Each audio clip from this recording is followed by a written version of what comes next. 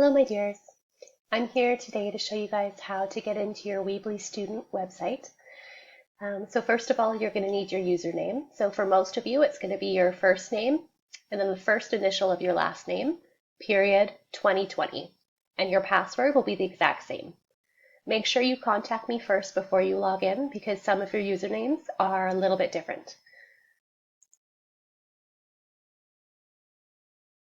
So once you're logged on, the first thing you're going to see is My Site. So just click on that.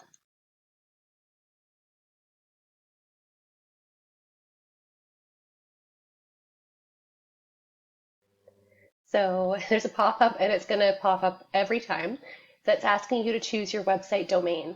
So that's where people are going to find it online if you choose at the end.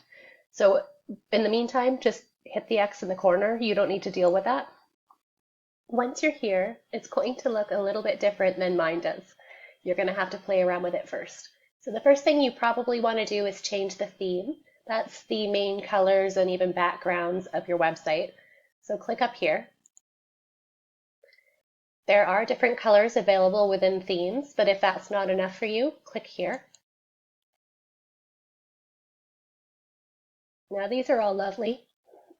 I would ignore most of them, to be honest, and I would go straight for portfolio or personal. You don't have an online store or business.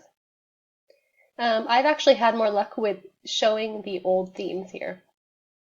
You'll notice our classroom website is down here. There's a nice wood one. So you can change whatever you want, or you can use the original one that came with your website. When you're done, just hit close. So some other things you're going to want to know is how to make titles and things like this.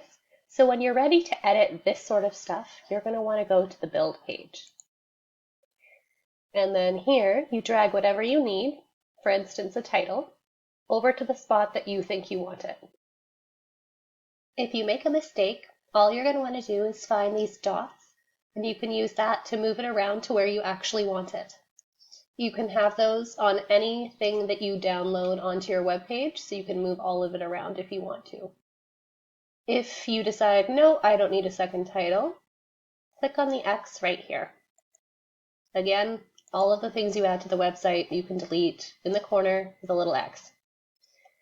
So another thing that kids ask about is the YouTube videos. You can link a YouTube video to your account by dragging from down here and pulling that over to here.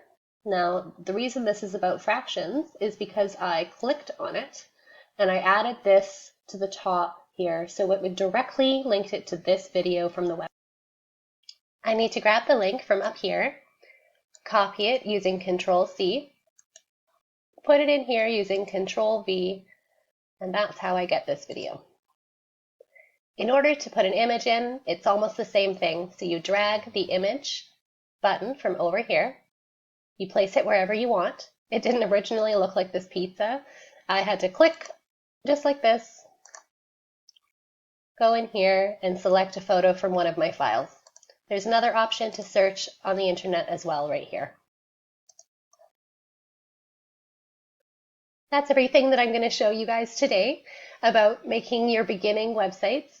However, I'm going to make another video in the future that features more, such as changing the page name, things like that, even adding new pages to your website if you prefer. See you soon. Bye.